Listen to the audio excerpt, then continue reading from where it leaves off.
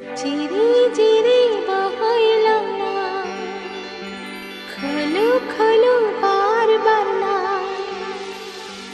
जिरी जिरी बहैलांनाय खलु खलु बार बारनाय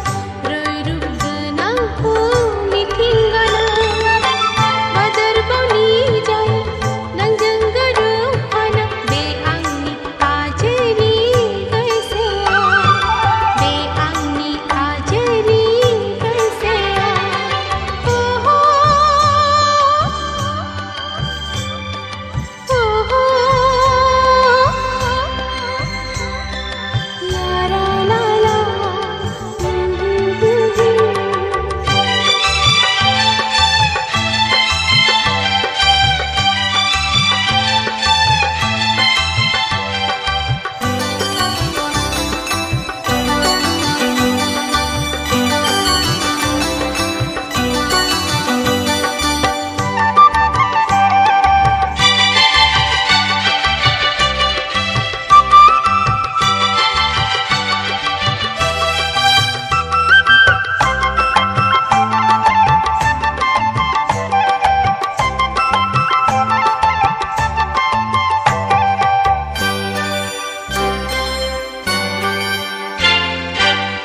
फैलाव बुहुमा नोंनि नाव सोरजिनाय फैलाव बुहुमा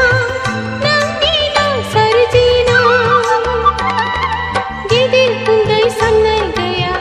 नोंनि जिउ खुंनाय खान्थिया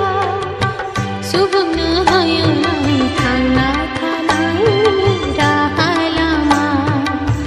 सुबुंनो होयो नों थांना थानायनि राहा लामा साननायनि गोहो होयो इयुननि जौगानाय जिरि जिरि बोहैलांनाय खोलो खोलो बार बारनाय रैरुब गोनां मिथिंगानाय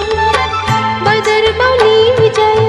नोंजों गोरोबफाना बे आंनि आजोरि गोसोआ बे आंनि आजोरि गोसोआ ला ला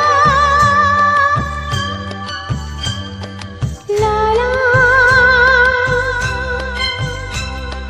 ला ला ला ला